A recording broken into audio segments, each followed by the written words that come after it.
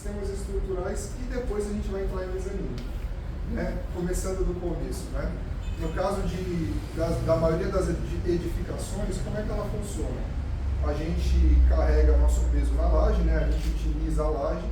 Esse peso da laje, ele vai migrar para as vigas vão absorver esse peso, ou seja, a laje se apoia nas vigas. As vigas são esses elementos horizontais com as flechas vermelhas na horizontal, e as vigas vão se apoiar nos pilares. Então os pilares são concentradores de carga, né?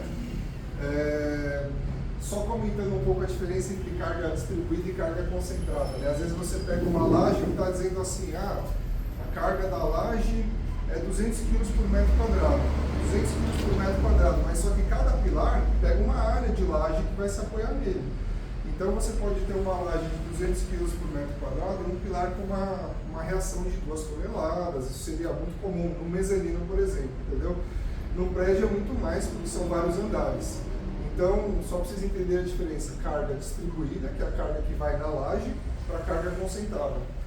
Uma coisa meio técnica, mas que é interessante comentar aqui, é que existem basicamente dois tipos de carga no linguajar de estruturas, né? Tem a carga útil, a sobrecarga, que é a carga que você considera que a estrutura tem que suportar, e tem o peso próprio. O peso próprio é o peso do piso, o peso do contrapiso, o peso do forro, ou seja, caixa d'água, piscina, são estruturas que elas vão estar lá o tempo todo. Então, assim, a sobrecarga que a estrutura tem que suportar, ela é uma carga a mais. Então, tirando o peso próprio, é uma carga a mais do peso próprio. Isso é um conceito que nem todo mundo sabe, né? Outro conceito interessante de comentar, no dimensionamento de estruturas, a gente tem dois tipos de verificação. Estado limite último e estado limite de serviço. O que é estado limite último? É a ruptura, né? É romper a laje, romper a viga, romper o pilar. E o que é estado limite de serviço? Eu vou dar exemplo para vocês no caso de um galpão com ponte rolante. Ponte rolante é um galpão que tem um guindaste que anda por dentro dele, né? Já teve caso no passado aqui no Brasil que o pessoal dimensionou a ponte rolante para 6 toneladas, por exemplo. Só que quando você colocava 6 toneladas, ela deformava muito. Aí o que acontecia? O operador tinha medo de operar, ninguém tinha coragem de ficar embaixo, entendeu? Porque psicologicamente assustava as pessoas. Então essa é a diferença, isso chama-se estado limite de serviço. Embora a ponte rolante estivesse longe de romper, ela já estava numa situação que as pessoas não se sentiam confortáveis de utilizar aquela estrutura. Então esse é um conceito importante que as pessoas não sabem. Muitas vezes a gente vai dimensionar a estrutura para estado limite de serviço, que é deformação, fissuração, né? Por exemplo, uma caixa d'água que deforma muito, começa a fissurar e vazar água, às vezes ela não está nem próxima de cair, mas ela já perdeu o uso dela. Então, estado limite de serviço, isso é um conceito que nem todo mundo tem, um conceito bem técnico, então achei interessante dividir com vocês. Claro, fazer uma pergunta. Com relação a estádio de futebol, o pessoal sente muito medo porque a estrutura fica balançando junto. Exatamente, ponte também. Não é que está prestes a romper, né? É uma pergunta muito interessante. Vou dar, por exemplo, o estádio do Morumbi. O estádio do Morumbi, ele foi calculado e foi projetado em 1940. Em 1940, ninguém pulava no estádio. As pessoas iam lá de ternozinho, assistir o time deles, sabe? Levantava a mão, no máximo elevava o tom de voz. Então, por exemplo, o estádio do Morumbi, ele não foi projetado para carga dinâmica, né? E eu cheguei a visitar o estádio do Morumbi antes da reforma, onde foi colocado o amortecedor nele. Ele realmente passava do estado limite de serviço. Ele chegava a ter variação de movimentação vertical de 20 centímetros, 25 centímetros. Então, assim, ele chegava muito próximo da carga limite por causa do efeito de amplificação dinâmica. Então, assim, os estádios hoje em dia são feitos para suportar isso, tá? Então, eles vão balançar, mas eles são feitos para suportar isso. O estádio do Morumbi não, aí foi muito legal, que eles tiveram que fazer um trabalho reverso, entendeu? Uma reengenharia, e eles colocaram os amortecedores que são muito interessantes. Eles são muito finos, os amortecedores do Morumbi, são umas barras. Você fala, como é que isso funciona? Ele só funciona na tração. Na hora que o estádio deforma, ele deixa passar. Não, ele deixa passar. Na hora que o estádio vai voltar, o amortecedor funciona na tração. Aí que ele segura.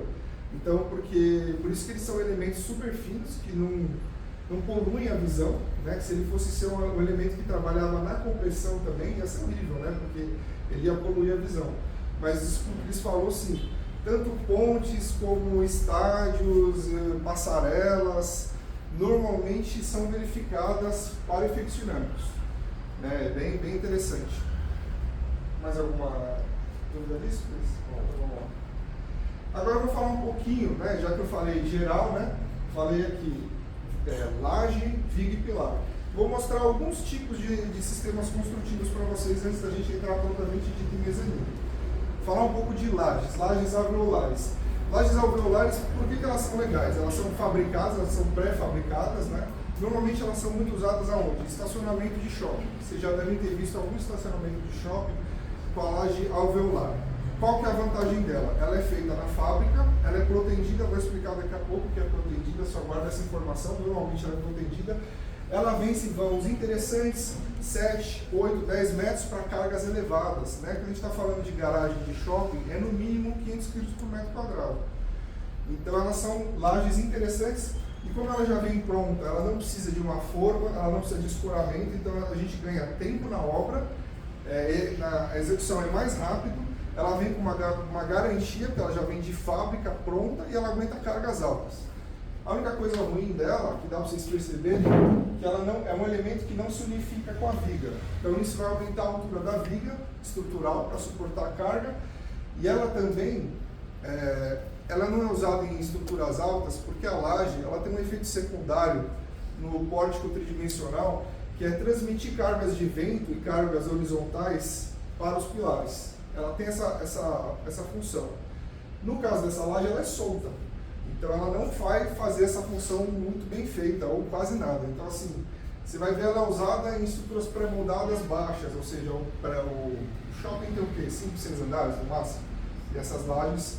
Então, ela tem esse efeito que vai sobrecarregar o pórtico, então o pórtico vai ter que ser mais forte para aguentar, porque a laje não tem essa capacidade. Aqui a gente tem a laje maciça.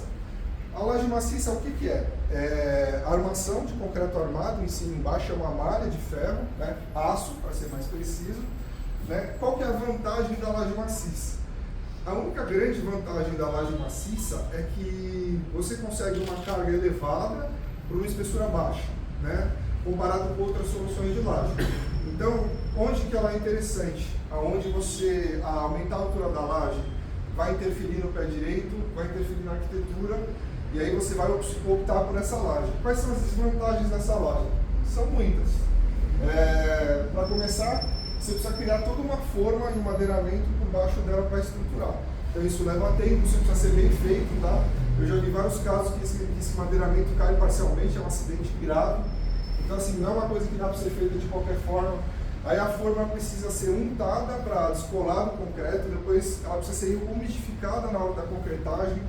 Então, essa laje toma muito mais tempo na montagem e a única grande vantagem que ela tem em relação a outros sistemas de laje é que ela oferece uma altura estrutural menor para a mesma carga. Então, assim, quando isso é o preponderante, eles acabam escolhendo por esse tipo de laje. Lajes treliçadas, essa aqui é a queridinha do Brasil, né? Todo mundo já deve ter visto essa laje em muitos tipos de obra. Por que essa laje é tão utilizada? Porque ela é de rápida montagem, tá? Ela não exige que você use formas de madeira por baixo. Vocês podem reparar que são só... ela tem alguns apoios, mas você não precisa colocar o madeirite para fazer a concretagem. E como é que essa laje funciona? Tá? Isso aqui é a parte estrutural. Isso aqui é um enchimento que não tem função estrutural nenhuma. Então, assim, quem não sabia, se quiser fazer um furo no enchimento, você não precisa perguntar para ninguém. Você pode ir lá fazer um furo aqui nesse enchimento, que você não vai alterar a capacidade de carga da laje. Tá? Essa laje ela é estruturada através dessas treliças metálicas, que depois elas vão ser complementadas superiormente por uma malha de aço, né? E quais são as vantagens dela? Por exemplo, eu já toquei obra de alvenaria estrutural que a gente subia 3 lajes por semana, em prédios diferentes, por causa dessa laje aqui. Ela é muito rápida de montar, muito fácil de montar, não precisa forma, ou seja, o desescoramento também é muito rápido.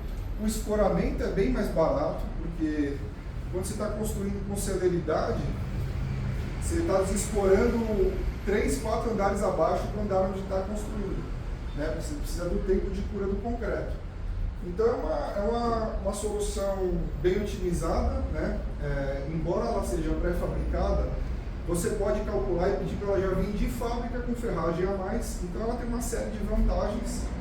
A única desvantagem dela é que ela vai oferecer uma altura estrutural maior, ela é unidirecional, então você vai ter que estruturar ela numa direção só, e ela dá um pouquinho de problema em áreas molhadas, né? Se não for feita uma paginação de área molhada, pode acontecer de uma furação de esgoto pegar no trigo, isso não é legal estruturalmente, né? Então você tem que ter uma compatibilização, uma preocupação de projeto, de paginar essa laje em áreas molhadas, onde você vai ter furo de esgoto, furos maiores, e seria basicamente isso. Peraí, deixa eu fazer uma pergunta. O material que a gente utiliza entre as treliças pode ser cerâmico, pode ser de quais mais materiais? Normalmente é o cerâmico ou isopor de construção que o pessoal usa. Por que o pessoal usa cerâmico em vez de isopor de construção? O isopor de construção ele é mais leve, ele em teoria é um material melhor. Qual que é o problema dele? O problema dele é que é muito difícil você grudar a massa, a aderência de massa. Aí entrando na etapa que o pessoal vai dar uma rebocada no teto para deixar ele de uma forma acabada, eles não conseguem porque dá muito trabalho, fica caindo massa. Então essa dificuldade de grudar a massa faz com que muitos construtores optem por usar cerâmica, que ela dá muito mais aderência para a massa, só que ela é mais pesada, ou seja, ela não tem nenhuma outra vantagem. Isso. Na verdade, essa cerâmica, ela tem dois dentezinhos nas bordas que ela apoia nessa e nessa viga, né? Importante, se algum dia vocês visitarem uma obra, vocês se encontrarem com essa laje, vocês andam pisando nas vigotas, tá bom? Não pisem na cerâmica. Acho que ela perguntou o seguinte: as treliças elas são apoiadas diretamente na viga? Isso. Aí essa laje tem uma regra estrutural meio simples. Até 4 metros de vão, você tem que entrar com essa vigota 5 centímetros para cada lado do apoio. Passou de 4 metros de vão, tem que fazer uma viga, que é uma viga no outro sentido, que a gente chama de viga chata, que é uma viga horizontal, que é basicamente para distribuir a carga nas lajes e você não ter problema de concentração de carga. Passou de 4 metros de vão também, o pessoal começa a indicar você apoiar ela 7 centímetros para cada lado no mínimo, né? Outra coisa interessante, aí entrando num papo um pouco mais técnico, né? Essa laje, em teoria, ela é sempre bem apoiada, mas a gente pode construir o negativo, ou seja, a ferragem superior, e fazer ela virar uma laje contínua. Isso é interessante porque você economiza no dimensionamento, né? Então, assim, o pessoal normalmente faz isso com lajes contíguas. Mais alguma pergunta dessa laje? Você falou unidirecional e bidirecional, qual que é a diferença? Unidirecional. Essa laje aqui ela é unidirecional, ou seja, ela é sempre apoiada. Então as cargas que ela recebe, ela sempre correm para 2 apoios. A laje bidirecional ela apoia nos 4 apoios, né? Então isso vai influenciar bastante no dimensionamento, né? Ela vai concentrar mais carga. Mas para a gente só está com viga numa direção, Não. nunca com outra direção livre. Você tem viga nas 2 direções, tá? Aí entrando um pouco mais dentro do assunto, tecnicamente, assim, você tem viga nas todas as direções. Na hora que você vai calcular, teoricamente, você considera ela bidirecional, ou seja, toda a carga vai para cá e para cá. Mas já existem estudos com modelagem de elementos finitos que provam que tem uma parcela da carga que vai migrar dessas vigas. Quanto? Da ordem de 15%. A direção de passar ainda, conduto, se não Não, tem dá. viga no sentido, a gente... Dá. Assim, normalmente tem viga. Por causa quando a gente vai fazer uma edificação, a gente está pensando aí no pórtico espacial, resistência a vento, por exemplo. Então, normalmente a gente vai ter viga. Mas se for uma necessidade arquitetônica, essa é uma laje que você pode sim tirar essa viga para passagem de duto e deixar ela realmente unidirecional. Se você for fazer furo, é mais fácil você fazer o furo onde as cargas não estão sendo aplicadas, e sim na que é só o travamento. Né? Exatamente.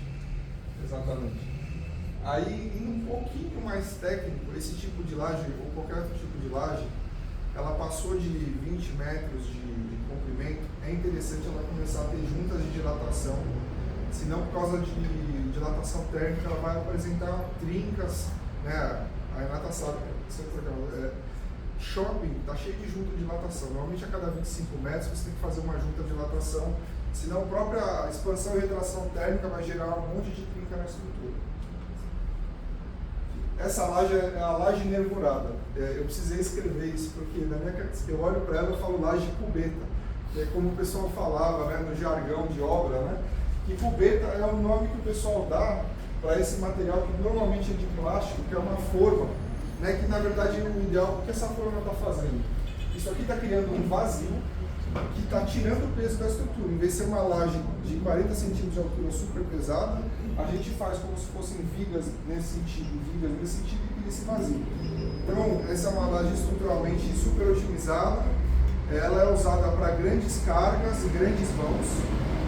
Ela também pode ser armada ou armada e protendida. Eu vou explicar o que é protendido, guardem essa informação. Né? E aqui ainda tem uma outra informação, que aqui é um pilar, e você vê que não tem essa forma em volta do pilar. Porque esse tipo de laje, ela gera um problema que é o seguinte. Vamos voltar lá naquele primeiro slide. A carga vai da laje para as vigas, das vigas para os pilares. O pilar e a viga são dois elementos lineares, né? Então assim, se a viga não romper a cortante, você não vai ter problema. Qual o problema desse tipo de laje? Esse tipo de laje a gente vai ter um efeito que chama punção, ou seja, quando o peso da laje faz com que a conexão entre a laje e o pilar na região do pilar fure. Isso vai furar, vai romper, e na engenharia estrutural o pessoal pensa que a gente descobre tudo no laboratório. Isso, como muitas outras coisas, foi descoberto na vida real. O cara fez, rompeu, foram estudar e fizeram uma teoria em cima disso. Então as vantagens dessa laje: grandes vãos, grandes cargas, né? Essa forma é uma forma de plástico que ela pode ser usada repetidamente, então isso traz economia para a obra. Então assim, normalmente em obras residenciais você vai encontrar essa laje na garagem e no térreo, por exemplo, entendeu? Ou na cobertura, ou se a arquitetura for muito arrojada. Em obras comerciais você encontra ela em todos os pavimentos, porque ela permite que você tenha uma plasticidade arquitetônica. Você faz uma laje que suporta uma carga muito alta, e você vai permitir, por exemplo, que a pessoa fique mudando parede de lugar. Você fala, ó, a sobrecarga dessa laje é 800 kg por metro quadrado, coloque a parede onde você quisesse. Aí a pessoa, para um imóvel comercial, isso é uma vantagem absurda, né? O cara vai alugar um imóvel grande, 800 mil metros quadrados, ele quer poder remodelar conforme as necessidades da empresa dele. Então essa é uma laje muito interessante para isso. Pergunta. Aí nota-se que não tem as vigas. As vigas elas estão integradas juntamente com a laje? Na modelagem estrutural, inclusive, a gente modela isso como se fosse uma grelha, uma malha de vigas. Tá? Então, esse seria um conceito interessante. E é uma laje estruturalmente otimizada. Isso aqui é a laje lisa, que é a mesma coisa da laje anterior, só que sem aquela vantagem de ter um vazio para diminuir o peso dela. Normalmente essa solução só é usada protendida, tá? Eu acho que é muito raro você usar essa solução sem ser protendida, né? Aqui fica até mais fácil você imaginar que você não tem viga, por isso que a gente chama de laje lisa. Fica muito mais fácil você imaginar se tiver uma carga muito grande e acabar rompendo a conexão entre a laje e o pilar, que a gente chama de punção, né? Aqui nessa foto você já pode ver, isso aqui são cabos de proteção que ainda não foram cortados. Eles já foram protendidos e ainda não foram cortados. Essa é uma laje também muito utilizada, na verdade é uma solução mais antiga. Aquela laje anterior, a laje nervurada, é uma solução mais recente. Essa laje aqui protendida já estava sendo feita em 1940, 1950. Então eu acho que é uma evolução. Qual que é a vantagem de usar essa laje em relação à laje nervurada? A única vantagem é que ela ocupa menos altura. Então se for uma necessidade arquitetônica, mais uma vez, né, aí a gente vai usar essa laje, né? Claro que como ela é mais limitada na capacidade de carga dela, então tem essa diferença. A outra laje pega mais carga e maiores vãos. Se eu for para essa solução, eu vou ter que aumentar a quantidade de pilares, mas em compensação eu estou diminuindo o pé direito que a estrutura está tomando. Então isso é muito uma decisão de qual que é o mais interessante para o cliente. Lembrando, tudo envolve custo e tempo, tá? Então depende da solução, vai onerar mais e vai demandar mais tempo. Qual que é a diferença da laje lisa e da segunda laje que você mostrou? Da laje... são as vigas. A laje monolítica... entrevistado ou a maciça? A maciça. A laje maciça é a mesma coisa, só que ela vai ter vigas embaixo. Então aí a carga vai da laje para as vigas e as vigas passam a carga para o pilar. Essa já não, ela é mais evoluída, ela vai apoiar direto no pilar. Então, o funcionamento dela é mais complexo. Antes do método de elementos finitos, ela ainda era usada, só que as estruturas tinham que ser mais quadradas para ser possível de modelar e calcular por ábacos e tudo mais, entendeu? Aí o método dos elementos finitos, que o pessoal não sabe, é super recente, de 95 para cá, que o pessoal começou a usar fora das universidades, no mercado mesmo, para modelar a estrutura, que a gente ganhou essa super plasticidade de criar estruturas mais rebuscadas, com geometrias complexas, que o método dos elementos finitos, que é o cálculo computacional, permite a gente chegar numa modelagem que explique bem o modelo suficientemente para a gente fazer o projeto. Isso aqui é uma laje que vai ter uma punção, que é aquele efeito que eu falei para vocês. Vocês estão vendo aqui que um pedacinho de laje em volta do pilar? Ela não foi dimensionada a punção corretamente, aí a carga chega, a laje suporta a carga, mas ela vai concentrando em volta do pilar. Quando chega em volta do pilar, a gente tem uma superfície de ruptura, e esse efeito a gente chama de punção. E aí eu estou mostrando isso aqui para explicar o que é isso. Isso aqui chama-se capitel. Então, normalmente, quando a gente vai fazer laje lisa ou a laje nervurada, a gente vai ter esse capitel. O que é esse capitel? Em volta do pilar, a gente aumenta a espessura da laje para combater esse efeito de punção. A gente vai ter mais armação, vai ter armação de estribo, que é a armação para cisalhamento, e vai ter esse capitel. Né? E como tudo na engenharia, isso foi descoberto também por experiência. Isso aqui é a laje Steel Deck. Essa já é uma solução mais recente, muito forte nos Estados Unidos. Tá? Qual que é a grande vantagem dela? Primeiro, ela não exige que você tenha forma, porque a forma dela já fica embutida na estrutura, ou seja, essa forma de aço, ela já inclusive ela é calculada para suportar a flexão junto com a estrutura. Outra característica interessante dessa laje, vocês conseguem ver que tem um pinozinho saindo ali da laje, um pinozinho metálico? Esse pinozinho metálico ele está saindo justamente onde está a viga passando embaixo. E aí o que acontece? A laje, na hora que você concreta, ela se torna monolítica com a viga. Então assim, você pode considerar a espessura da laje na viga, para calcular a viga. Então assim, essa laje é uma laje que ela incorpora, diferente daquela laje alveolar, que ela não incorpora na estrutura, essa laje ela ainda traz essa vantagem. Você coloca essa laje, ela vai incorporar, ela vai melhorar o funcionamento estrutural da viga e baratear a viga. Né? E ela é muito rápida de ser executada. E isso aqui é a laje, de longe, uma das lajes mais utilizadas em edifícios americanos à estrutura metálica. Aí você fala, esse pilar é de concreto? Não. Isso é uma coisa que veio dos Estados Unidos também, está sendo feito aqui, chama pilar misto. A gente faz o pilar metálico, coloca esses pinos de cisalhamento saindo do pilar e faz um concreto armado por fora. Por quê? Primeiro que aumenta a capacidade estrutural do pilar e segundo que o concreto funciona como camada resistente ao incêndio. Tá? Então, o pessoal usa isso para dar um tempo de resistência ao incêndio para a estrutura. Então, no dimensionamento ao incêndio começou a se tornar importante aumentar o tempo que a estrutura suporta uma carga de incêndio. Então essa foi uma solução. Então você vê isso nos Estados Unidos, você vê no Brasil, o prédio é tudo metálico, os pilares parecem ser de concreto armado, mas não são. Aí, sistemas estruturais, eu expliquei mais ou menos, no geralzão, agora eu vou falar um pouco do que a gente usa. A gente usa concreto armado, que basicamente o que é concreto? Concreto é argamassa de cimento, areia e pedra, misturado numa proporção que maximiza a resistência, e a parte do armado é a tela metálica. Da onde surgiu a ideia do concreto armado? O concreto ele tem uma grande resistência à compressão e uma pequena resistência à tração. Então, para resolver esse problema que vem a armadura, daí que vem a concepção do uso do concreto armado. Ele é bem antigo, foi desenvolvido na França.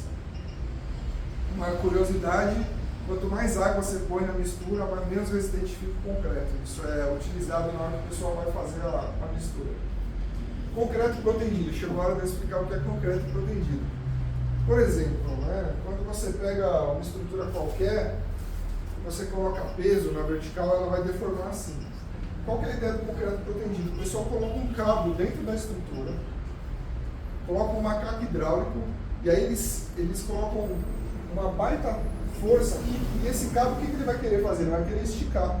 E ele vai gerar um esforço na estrutura contrário ao esforço que o peso, a carga vertical vai fazer. Então, o concreto protendido, na verdade, ele gera um esforço na estrutura contrário. Então, aumenta a capacidade de carga.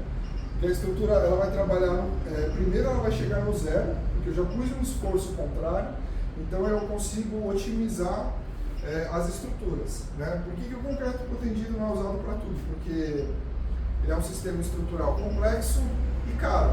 Né? Então, onde eu vou usar o concreto protendido? Pô, toda vez que eu quero vencer um vão grande e otimizar a altura dessa viga, eu vou usar concreto protendido.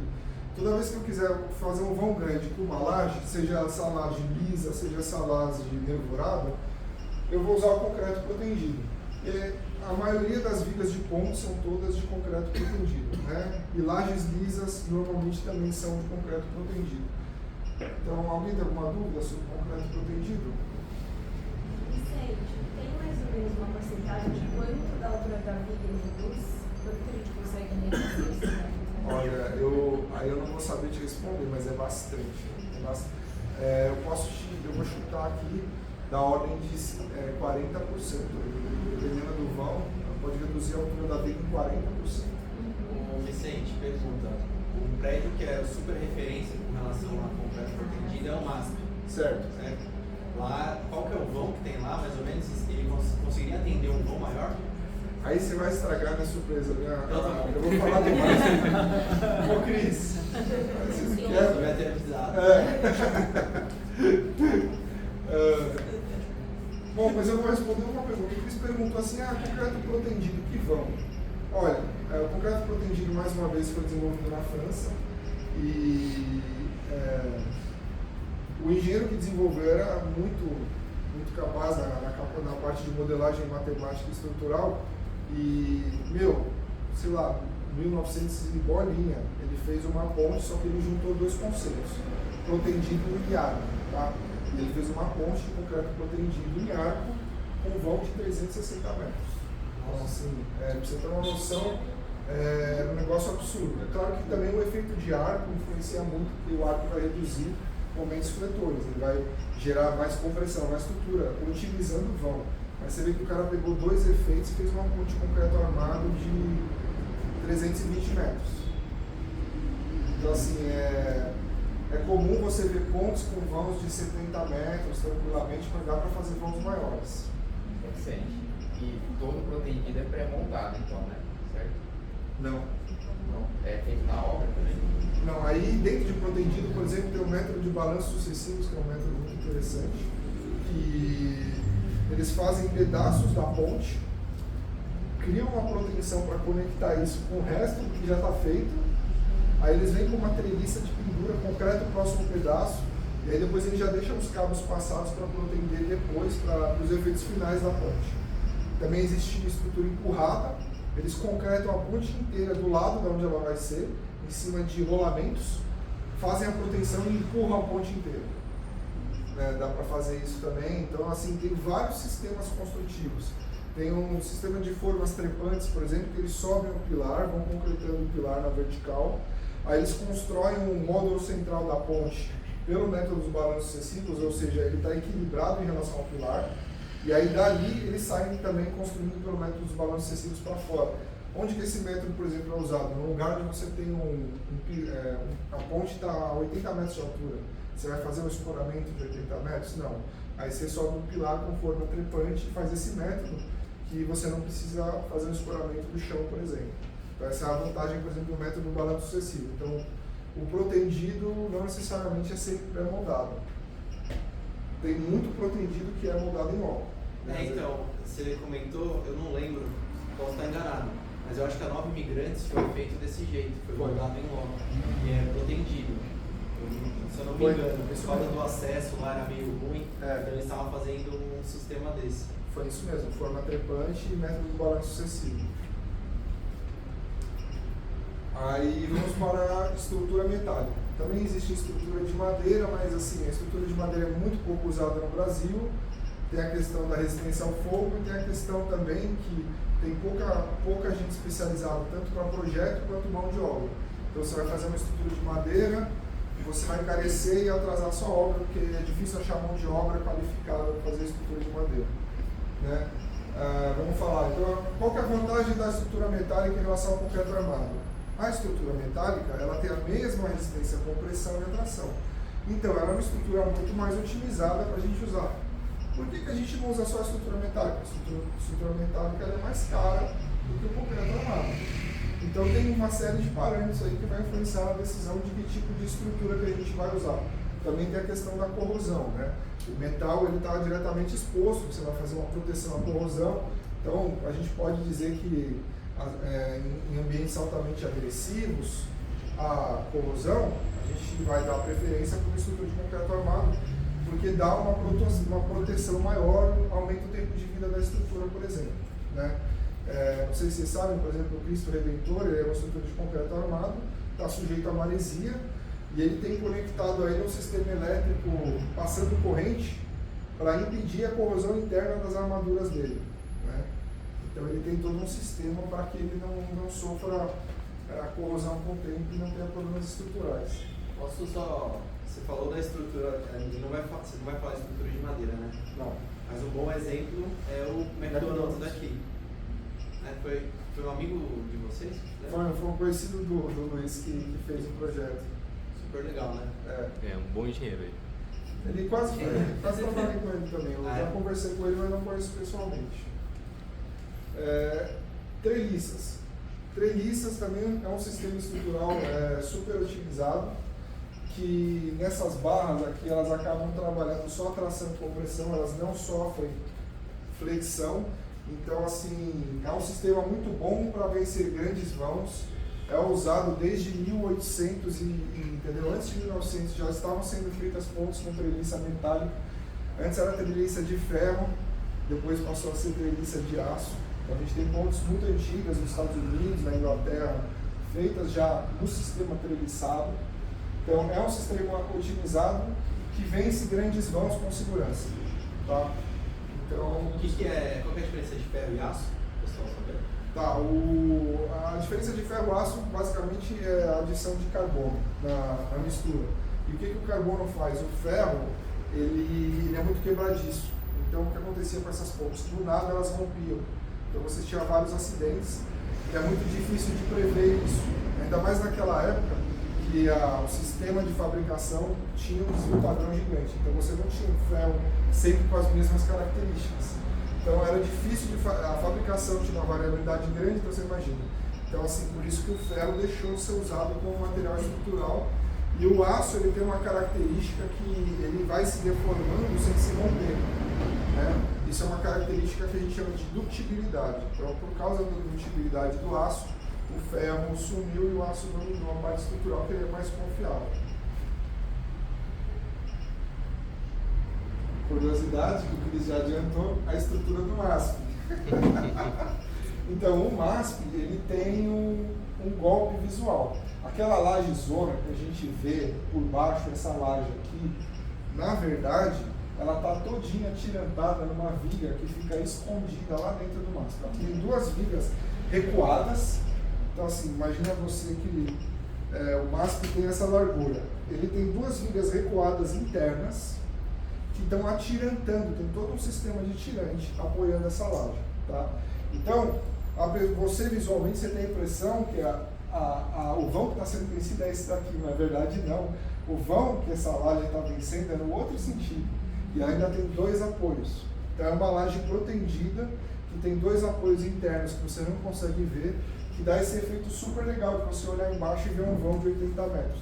É possível fazer, tem vigas em pontos com vãos de 80 metros. Porém, o MASP tem essa...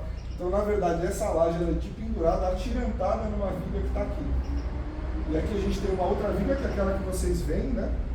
Que ela vai suportar o pavimento superior da mesma forma. Então, fizeram do jeitinho brasileiro aí, então, a enganação. É um efeito, né? Você entende que ele está vencendo um vão, que é muito interessante, né? Arquitetonicamente. Ah, e uma curiosidade, tá? Isso aí não está em nenhum livro, mas eu sei que quem calculou a estrutura do MASP, e naquela época isso nunca ia sair, foi o Figueiredo Ferraz, mas foi uma engenheira mulher lá dentro, né? Mas isso naquela época não seria divulgado, tá? Mas quem calculou a proteção do MASP foi uma mulher, vocês têm que se orgulhar. É uma das estruturas mais interessantes que a gente tem, chama atenção no mundo todo.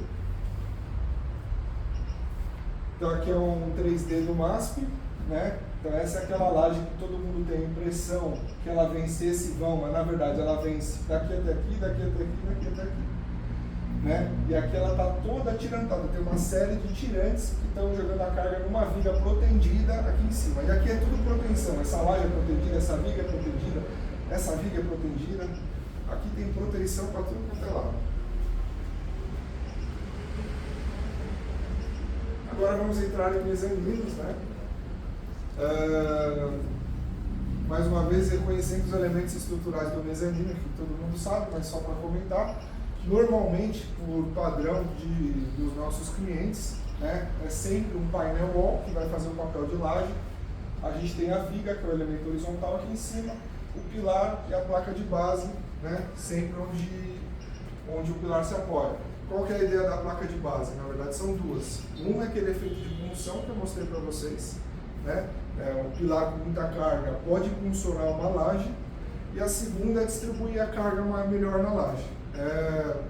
Na prática, tá? Uma laje de 6 centímetros de espessura, que é uma laje fina, ela chega a suportar, com uma armadura mínima, uma carga de punção, se a gente estiver botando uma placa de 30 por 30, 40 por 40, de 4 a 6 toneladas. Então, assim, é bem seguro, tá? O efeito de punção dificilmente vai acontecer no mezanino, que também é raro você ter um mezanino que você vai ter uma carga de pilar que vai passar de 4 toneladas. Então, só para vocês terem esse parâmetro aí, que é uma coisa segura. Então, aqui a gente tem um caso de uma placa de base, de um mezanino que a gente laudou. Eu aproveito para mostrar a foto e detalhamento, né? Normalmente o pessoal usa um adesivo estrutural. Esse grout aqui é que eles precisam nivelar a placa. Então, eles colocam uma estrutura metálica que nivela a placa certinho. E é uma argamassa extremamente líquida que eles colocam para preencher esse buraco. E aqui o adesivo estrutural é para colar a placa nessa base. Vamos ver. Opa. Perdão.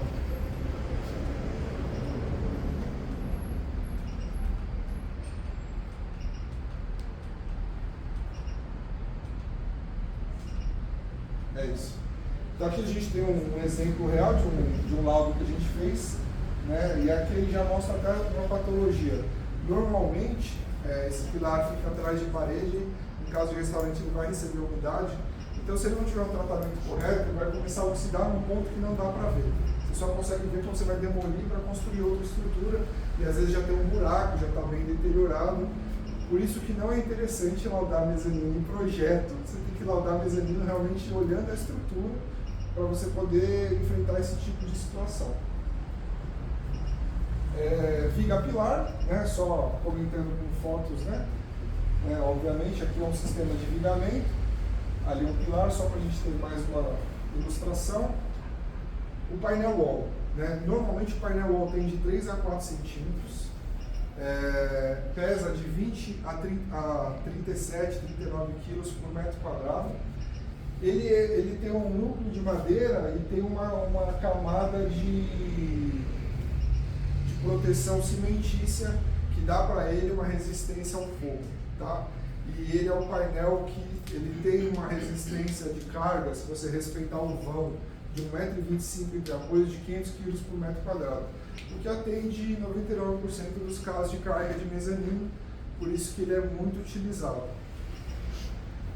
Aqui são alguns detalhes, né, de fabricação do painel wall, né, de detalhe de como ele é fixado, aqui tem um perfil I, e aqui é aquele vão entre apoios que garante a carga máxima do painel wall de 1,25 m, tá?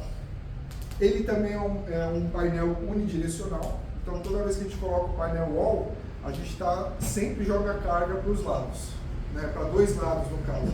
Então a gente sempre vai ter vigas mais carregadas e vigas menos carregadas. E aí, às vezes me perguntam, por que a viga está na borda? Porque o painel não pode ficar em balanço. Então, ele sempre tem que ter esse apoio na borda. Aqui a gente tem um elemento que todo mezanino tem, por isso eu achei interessante comentar, que é a escada. É legal que isso aqui é a foto e isso aqui é o projeto dessa mesma escada, tá? Isso aqui é muito comum, o pessoal usa a chapa corrugada para travar as vigas da escada internamente, o que é interessante, otimiza estruturalmente, tá? Normalmente é um perfil C aberto, de 20 centímetros, guarda-corpo é normativo. Aí alguns comentários de arquitetura que talvez interessem. Muitos shoppings não permitem que você faça em leque. Você normalmente tem uma largura mínima para essa escada ter, que você tem que respeitar. E eles adoram reprovar isso no projeto de estrutura.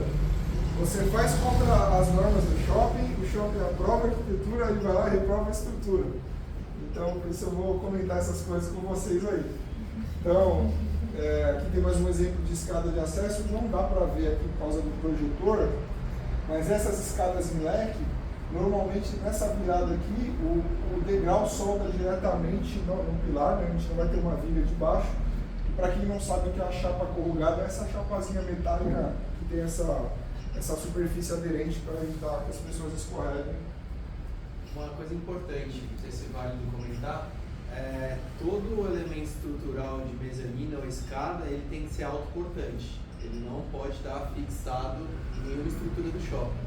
Puxa, muito obrigado, Cris. Exatamente. Sobre isso. O que é isso? Todo mezanino, toda a estrutura que a gente coloca no shopping, ou em qualquer outro cliente, normalmente ele tem que ser, como o Cris falou, autoportante. Então eu não posso pendurar nenhuma viga na viga do shopping. Ele tem que ser uma estrutura que se resolve por si só.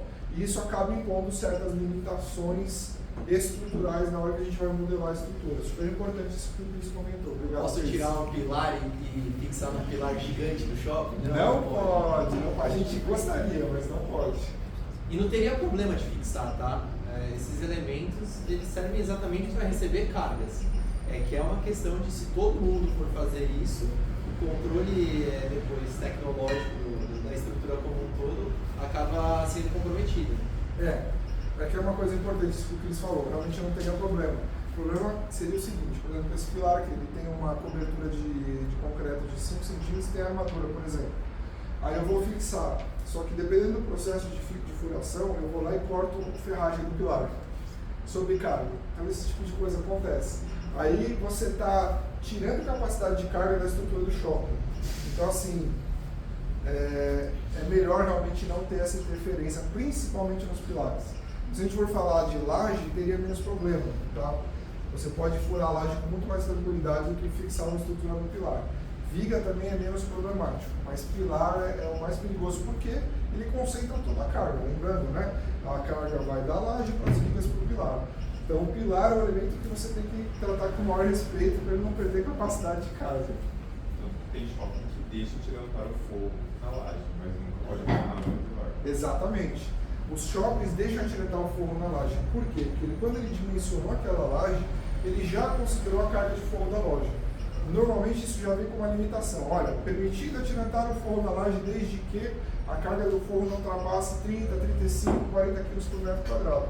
E é basicamente nessa média que foi a carga utilizada de forro quando dimensionou aquela laje. Então aí o manual técnico do shopping já vem com essa informação. Isso é verdade. Obrigado, Matheus. Então assim, conexões entre viga e pilar.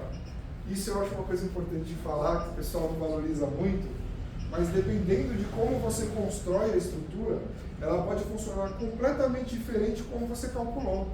Chegando às vezes a ser perigoso, como o exemplo que eu vou mostrar aqui mais pra frente, tá? Então aqui eu estou mostrando para vocês uma foto, aqui a viga está passando o pilar, e aqui está o detalhe que vem no desenho. Em estrutura, os detalhes são importantes, viu, gente? O que o pessoal de obra pensa? Detalhe é aquela parte do projeto que eu não vou olhar, pelo amor de Deus, não façam isso. Uma coisa que eu já peguei muito projetista fazendo, que, você não pode mexer em estrutura, dá um mirror nesse detalhe de informação de solda, porque cada linha, se está churado, se não está, se está virado para cima, se está virado para baixo, influencia e muda completamente o tipo de solda. Muda o tipo de solda, muda onde a solda está sendo feita. Exato. Então não deletem essa simbologia, pelo amor de santo Deus. E em estrutura, se você calcular ela de um jeito e construir ela de outro, em casos extremos você pode levar a estrutura à ruptura. Tá? Ou você perde a capacidade de utilização por causa do estado limite, vai deformar muito e entre outras coisas. Então eu vou focar um pouco nisso, que é uma coisa que a gente vê que em obra dá muito problema. Então aqui a gente tem um detalhe de conexão entre viga e pilar. Vocês reparam que aqui tem um espacinho, né? Tem um espacinho e a conexão está sendo feita só pela alma da viga. Então isso é uma viga que transmite só força cortante, não transmite momento fletor, que é essa flexão, tá? Então aqui você tem o detalhe que você tem a viga construída conforme o detalhe. Aqui a gente fala para pôr um enrijecedor, que seria uma chapa soldada, mas normalmente o pessoal corta o próprio perfil nesse formato, né, deixando a alma da viga mais esticada e solda a alma da viga com a alma da outra viga. Peraí, explica o que é mesa, alma. Isso mesmo, obrigado, Cris. Então aqui é o perfil I, gente. Isso aqui é a mesa inferior, mesa superior, isso aqui é a alma da viga, tá, gente? Então, gente, se tiverem qualquer dúvida, por favor. Aqui a gente tem uma outra conexão. Nessa conexão já não existe aquele espaço, ela está inteiramente soldada, tá? Como é o caso que vocês estão vendo daquela foto ali. A solda está embaixo, está na lateral, está dando a volta. Esse tipo de conexão ele transmite esforços diferentes e muda o comportamento da estrutura. Então, assim, se eu mudar no modelo estrutural, isso pode até mudar de pilar que não estava passando, passar, ou pilar que estava passando no dimensionamento, não passar só porque eu mudei o tipo de ligação. E é uma coisa que normalmente vai na última folha, que é a folha de detalhes, mas em caso de estrutura, a folha de detalhes ela é super importante. Então, assim, é uma coisa que tem que ser seguida. Aqui a gente tem um caso de um mezanino real, foi o que nós fizemos aqui. E aqui tem uma coisa interessante. Deixa eu ver aqui se dá para mostrar. Tem esse primeira viga vermelha, a segunda viga vermelha da direita para a esquerda. Você vê que ela chega no pilar e esse pilar continua, certo? Esse pilar verde aqui, ó. Vocês estão enxergando? Então essa viga chega no pilar e o pilar continua. Qual que é o detalhamento correto? A viga chega, apoia no pilar e o pilar nasce em cima da viga. Tá? Por que isso? Porque o nosso pilar, no caso de mezanino, ele é um pilarzinho de 10 por 10 com 3 milímetros de espessura de chapa metálica. Vocês acham que se eu chegar com um perfilzão de 20 centímetros, que tem uma alma super espessa, e eu soldar na lateral desse pilar, assim, intuitivamente, parece que vai dar ruim, né? E vai dar ruim, não só parece. Então, assim, esse é um caso que a gente pode gerar um rompimento na estrutura, tá? Então, esse projeto veio com esse detalhe. Aqui não tá, mas é uma vista frontal e uma vista lateral. Não dá para ver aqui, mas no desenho mostra a alma superior e a mesa superior e a mesa inferior da viga, chegando até aqui, pilar metálico, enrijecedor, daí mostra essa vista, o enrijecedor, a viga entrando, o pilar. A gente colocou o detalhe com duas vistas. Né? Aqui eu estou mostrando as vistas um pouco aumentadas, né, desse detalhe mosqueiro que a gente fez em projeto. E aí, a nossa surpresa, o empreiteiro, por uma sorte do destino, resolveu fazer um vídeo para mim da obra. Olha a viga chegando lateralmente no pilar. Entendeu? Não nasce aqui o pilar. O pilar é esse aqui, na verdade, tá? Essa aqui é a viga. Aí ele mandou o vídeo, olha que legal o mezanino. Você né? deixou a foto do cliente, velho? Não, fica tranquilo. Isso aqui é o restaurante do lado, na verdade. É o restaurante do lado. E aí o que aconteceu? Na hora que o cara me mandou esse vídeo, eu tive um ataque cardíaco, né? E aí a gente tinha um caso que vocês podem ver pelo modelo estrutural, que eu vou mostrar de novo aqui só para ficar. Olha o tamanho do vão que essa viga está pegando. Imagina a área de influência de carga que essa viga está pegando. Ela está pegando uma carga enorme. E ela é simplesmente o maior vão do mezanino. E aí foi essa viga que ele fez chegar lateralmente no pilar. Aqui, em uso, a gente podia ter realmente um acidente estrutural de romper essa conexão, tá? Então, uma coisa real, eu não vou mostrar para vocês as conversas com o WhatsApp, mas eu fui bem enfático que ia cair. E aí a solução que eu dei, a gente teve um arquiteto maravilhoso, eu não vou dizer o nome dele, mas ele está de camiseta amarela, que fez esse projeto. E aí, por sorte, aqui era uma parede, então a gente pôde colocar um pilar do lado do pilar para apoiar essa viga, né, para resolver esse problema dessa conexão. Mas se não tivesse essa questão, ia ter que ser demolido esse pilar, a viga ia ter que ser refeita, porque não ia dar para soldar um pouquinho de viga, ia ter que pegar outro pedaço de viga, então ia ser um prejuízo financeiro de tempo. E nesse caso foi pura sorte que o empreiteiro resolveu mandar para mim o vídeo da obra. Então aqui são 2 vídeos da obra que eu acho que só vai ser com o mouse, só para mostrar para vocês que essa obra também ela tem uma questão que é o seguinte: normalmente a gente não faz contraventamento em mezanino. O que é contraventamento? Você já viu aqueles X que você vê lá na lateral e na vertical de galpão? Né? Aquilo lá é para impedir esse tipo de mobilidade lateral, ele trava essa mobilidade. Essa estrutura tenta dar tração aqui no contraventamento e trava. Mezaninos que são muito assimétricos, ou seja, que eles fogem muito em planta do formato quadrado, eles tendem a torcer quando você joga carga. Quando eles torcem, eles têm uma movimentação muito grande da estrutura. Como a estrutura a gente não pode chumbar a estrutura na laje, ela é toda rotulada, isso é uma questão perigosa, então a gente é obrigado a contraventar. Então vocês vão ver que em alguns poucos projetos, sempre quando o mezanino está muito assimétrico, a gente tem que jogar um monte de xamento para tirar essa mobilidade e trazer segurança para a estrutura. E foi esse o caso dessa estrutura. Só que essa estrutura ainda apresentou um outro problema. Ela tinha um entreforro super baixo, então eu só consegui fazer esse xamento onde era a parede. Aonde tinha passagem, não tinha como fazer um xamento na altura do entreforro, porque ainda tinha infraestrutura para passar lá. Né? E aí a gente chegou nessa solução aqui, que é um travamento, inclusive, se vocês olharem um projeto exemplo do Divino Fogão que a gente recebeu, ele veio com esse detalhe, que é um travamento que a gente usa quando a gente não consegue fazer um contraventamento. Ele também tem um efeito de contraventamento um pouquinho menor, mas ele vai funcionar como um travamento impedidor de movimentação da estrutura. Isso é modelado, a gente pode modelar em limites finitos. Isso foi a solução que a gente deu já na fase de obra de assistência ao cliente nesse caso. Tá? Aí alguns pontos de atenção que eu queria comentar com vocês aí já para projeto. O que dá muito problema em estrutura? Entreforro. Então normalmente o que a gente considera? 4 centímetros da placa wall. A viga, vamos partir do perfil I básico, que é o H15, então mais 15 centímetros do perfil I. Então, a gente tem 19 centímetros de estrutura, no mínimo. Vai dar para ser menos? Dá, mas vamos fazer uma base aqui. A gente tem 19 centímetros de estrutura. Abaixo disso, vem o rapaz do ar-condicionado e passa a estrutura dele, que normalmente não vai ter que passar ela debaixo da viga, né? Diferentemente de infra, de elétrica e hidráulica, que tem um pouco mais de maleabilidade, o ar-condicionado ele não tem tanta maleabilidade. Ele tem um ponto onde ele precisa descer e ele tem um caminho que ele precisa percorrer.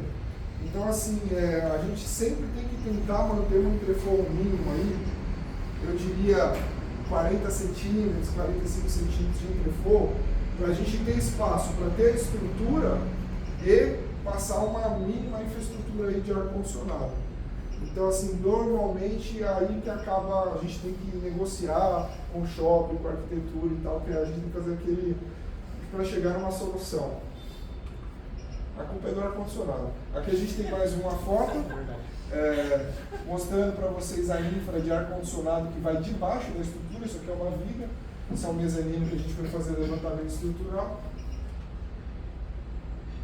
Pontos de atenção, escada. Normalmente o pessoal cobra que a escada siga a regra de Blevaux, né, de dimensionamento de escada. 2 vezes o espelho, mas o passo tem que estar entre 63 e 64 centímetros. O que acontece? Eles aprovam a arquitetura, a gente pega o que a gente não tem autoridade nem é correto, a gente mexer no projeto arquitetônico. Então, do jeito que veio o código de arquitetura, ele vai entrar no projeto de estrutura. E aí os caras reprovam na estrutura, falam, essa escada não segue o projeto, a regra de Blevaux. Então, normalmente a gente tem reprovação de escada que não segue isso, E o triste é quando a escada é existente e o shopping já aprovou, aí tem que haver uma negociação ali. E também largura de escada. Costuma dar problema para o shopping. Outro ponto de atenção é o pórtico de entrada. Eu trouxe aqui dois exemplos que a gente fez. Esse aqui é o de Liana. Normalmente, o pórtico de entrada, como o apoio, ele não pode ser chumbado no solo, eu preciso de 4 apoios para dar estabilidade. Imagina vocês uma trave que não está bem fixada no piso, ela vai tombar. Então eu preciso dar um jeito de formar 2 traves para estabilizar o pórtico de entrada. Então assim, normalmente quando a gente pega um projeto de arquitetura onde não tem lugar para a gente colocar pilar, a gente vai buscar ou pilar lá atrás, que vai acabar encarecendo a estrutura, como foi esse caso, que não tinha jeito. Eu tive que buscar 2 pilares lá atrás, ou então a gente vai negociar com a arquitetura colocar uma parede falsa. Idealmente, 10 centímetros para a gente pôr o pilar, mais 2 centímetros e meio do fechamento de vocês. Então, estou falando 12,5. Esse é o ideal para a gente trabalhar com pilar. Dá para trabalhar menos, caso a caso, assim dimensionar. Foi bem negociado esse de Liana, hein? Foi. Aqui, por exemplo, esses pilares aqui tem acho que 7 ou 8 centímetros por causa deles ficarem embutidos. E aqui tem um efeito legal, tá? É o seguinte, vocês estão vendo que isso está em balanço, então isso quer tombar. Por que não tomba? Porque está amarrado em toda a estrutura. Então o próprio peso da estrutura que está sendo usado como contrapeso. Porque o pilar, ele não resiste tração porque ele não está chumbado na laje. Então, assim, aí é uma solução um pouco mais rebuscada. Da mesma forma que a gente tem um pórtico de entrada, vocês podem ver que ele está travado na estrutura. Essas vigas aqui, no caso aqui a gente tem mezanino. Se não tivesse, essas vigas teriam que existir da mesma forma, para trazer estabilidade para o pórtico de entrada, tá? Agora eu vou dar um outro exemplo de pórtico de entrada. Isso aqui é um KFC, né? Não dá para ver direito pela perspectiva. Esse aqui é o pórtico de entrada mais clássico. São 4 apoios. Vocês veem descendo ali um tirante para o apoio de televisores, né, que tem uma linha onde o pessoal apoia os televisores. Aqui são outras estruturas auxiliares para outras coisas. Então isso aqui é um outro exemplo de um pórtico de entrada. Tá?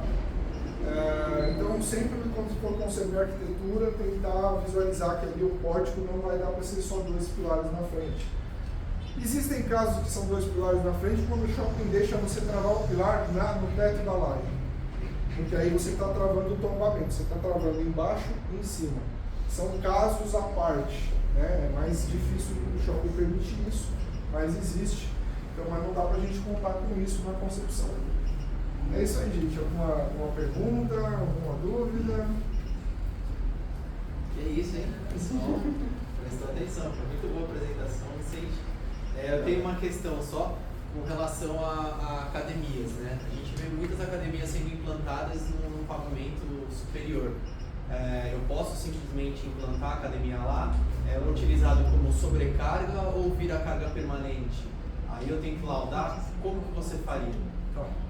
Eu vou te dar um exemplo com uma academia de artes marciais que eu reformei um galpão para virar uma academia de artes marciais. Isso é uma coisa interessante. Se você for pegar pela norma, para uso comercial, normalmente a sobrecarga da laje vai ser 150 a 200 kg por metro quadrado. Para academia, a gente está falando de 400 a 500 kg por metro quadrado. Então, pela norma, a gente quase que dobra a carga.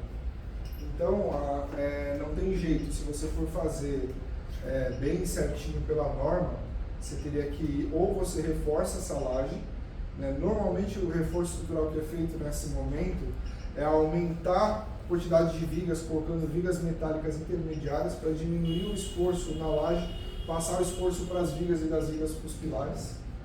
Sem criar pilares adicionais, você pode fazer um reforço com estrutura metálica por baixo, criando pilares adicionais. Você pode fazer o reforço, reforçando a laje com fibra de carbono, colando fibra de carbono por baixo, aumentando a capacidade resistente dela. Mas assim, isso eu estou falando da norma, né? Agora, existe aí, você vê na prática, que lajes que suportam 150 kg por metro quadrado, se você não tiver um uso muito ostensivo daquela região, sei lá, com muitos equipamentos agrupados, você acaba equilibrando. Eu não faria isso, mas em alguns casos o pessoal faz isso. Eles pegam uma laje e colocam uma utilização fora de norma. Então assim, aí você está correndo um risco. Você está fora da norma, você está por sua própria risco. Tem muitos casos que você pega em condomínios de alto padrão, que o condomínio ele foi, enfim, a edificação ela foi dimensionada, inclusive as lajes, para você colocar uma hidromassagem em um lugar específico da sua área gourmet, ou sei lá como vocês chamam essas áreas, né? Eu não sei bem o nome. E aí o proprietário ele quer mudar de lugar. Ah não, eu quero colocar do outro lado da minha varanda. Não, mas do outro lado não pode. Aí vira aquela briga. Tem que aprovar em assembleia, tem que ter laudo estrutural, tem que avaliar reforço. Então assim, toda e qualquer carga que você pretende mudar de um projeto original tem que ser estudado. Então não é simplesmente o cliente falar assim, vamos mudar para cá. Vamos, mas isso vai demandar umas outras análises que não envolvem só a estética, mas sim a funcionalidade do sistema construtivo. Com certeza. Isso que o Cris falou. Então assim, o que acontece? Tem lugares que os caras já preveem que vai ser uma academia. Isso. Já é feito por uma carga de 400, 500 quilos por metro quadrado. Então você não tem grandes problemas de fazer essa migração. Então por isso que é complicado você mudar o uso, né? E também, seguindo essa ideia do Cris, por isso que quando o pessoal faz imóvel comercial, eles já vão por uma sobrecarga mais alta. Porque o imóvel, qual é a ideia do imóvel comercial? Ele vai mudar de uso ao longo do tempo. Então qual o sentido você fazer ele por uma carga baixa, que você vai limitar o que você pode fazer naquele imóvel? Entendeu? Então, para o dono, não é legal. Então, assim, uma estrutura que suporta 400 kg por metro quadrado, é mais do que o dobro da carga usual, é claro que ela vai ser muito mais cara. Então, assim, quando o imóvel já nasce com essa ênfase comercial, ele já vem com essa estrutura mais parruda para você poder ficar mudando o uso dele. E tem uma coisa que também é interessante comentar, que já é feito no Brasil já há alguns anos, a academia também tem um efeito dinâmico na laje. Academia de arte marcial, academia de fazer levantamento de peso, o pessoal faz uma consideração do efeito dinâmico na laje para ver se a laje, se a vibração tá ok. Então isso é uma coisa que é prevista em norma também. Que os monstros saem da jaula, começam a derrubar peso no chão, tem que tomar cuidado. Tem uma outra coisa importante com relação ao mezanino, porque acontece muitas vezes da gente assim, por que a gente não reaproveita o mezanino? Só que aí às vezes você precisa mudar o posicionamento da área técnica, então isso tudo influencia. E aí fala assim, não, mas vamos reaproveitar, eu vou economizar muito mais. Às vezes você reforçar algo existente sai mais caro do que você fazer um mezanino do novo. Por quê? Porque o ferro você consegue reciclar e vender. Então você tem um contrabalanço aí, eu vou perder todo o mezanino. Não, você vai vender, você vende por quilo, por sinal, né, para ferro velho. Então você dá uma compensada. Às vezes você reforçar, você acaba gastando muito mais. Por quê? Porque você envolve um cuidado maior na parte civil, você depois tem que fazer talvez um retrofit da laje também, não só das vigas e dos pilares. Então a resposta nunca a gente nunca vai ter uma resposta única, depende de uma análise para entender qual que é o cenário. Qual que é o impacto, né? Qual que é o impacto? Isso que o Cris falou, Esforço versus impacto. Isso que o Cris falou é super importante. Então, quando a gente está fazendo um mezanino novo, é super simples. Tira o pilar, sem problema. A gente vai mudar a concepção estrutural e vai mover o pilar para onde você quiser que ele seja movido, com algumas limitações, né? E a gente vai conseguir atender as demandas. Quando a gente tem um mezanino existente, a gente tem que pensar que quem concebeu aquela estrutura buscou otimização. Então, qual que é o grande acidente que acontece que o pessoal fica muito bravo com a gente de estrutura? Tem um mezanino existente e tem 2 pilares no meio da loja. O resto está tudo nas bordas. O que acontece? O cara, quando botou esses 2 pilares, ele otimizou a estrutura inteira em cima desses 2 pilares. Então, normalmente, esses 2 pilares são os pilares mais carregados do projeto. E esses 2 pilares, eles diminuíram todas as vigas do mezanino. Então, quando a gente tira o pilar e recalcula, não passa nada. Porque o cara que calculou também sabia o que ele estava fazendo, ele não queria jogar dinheiro fora. Então, faz muita diferença. Então, assim, aí acaba que o impacto de tirar esses 2 pilares acaba se tornando gigantesco. E é como o Cris falou, às vezes o reforço você tem que demolir tantas vigas que o retrabalho que você vai ter, o trabalho de tentar reutilizar a estrutura em vez de demolir e fazer outro, vai sair mais caro e vai demorar mais tempo do que você fazer um mezanino novo.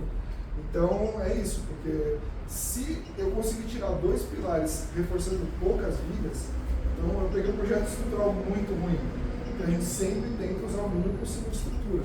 Então, normalmente, quando a gente põe pilar na loja é para economizar, tá? Então é assim, a gente fez uma estrutura, o vão muito grande, ficou muito pesado, quem vai gritar é o cliente. O cliente vai falar assim, está muito caro, a estrutura está muito cara. Aí o que a gente vai fazer? A gente vai negociar com o pessoal de concepção, de arquitetura e falar, gente, se eu colocar 2 pilares aqui, um aqui, eu consigo reduzir às vezes a estrutura mais do que a metade. Consigo às vezes trazer a estrutura para 1/3 do que ela estava. Por isso que depois reverter é quase impossível. Porque quem projeta sempre quer otimizar. Então, assim, o objetivo da estrutura é ser o mais leve possível. Então, a gente está sempre buscando essa solução. Então, principalmente quando a gente tem pilar no meio da loja, quando vai tirar, o impacto é gigantesco. A não ser que o cara errou muito no projeto. Né? Então, tem realmente esse problema que às vezes dificulta muito o reforço estrutural de mezaninos. Perfeito. Alguém tem mais alguma pergunta relacionada à arquitetura? Alguma dificuldade do dia a dia? Não? Então tá tudo na ordem, vai ter pilar no meio da loja mesmo, sem dor de cabeça. Muito bom, obrigado, viu, Vicente? Obrigado, gente.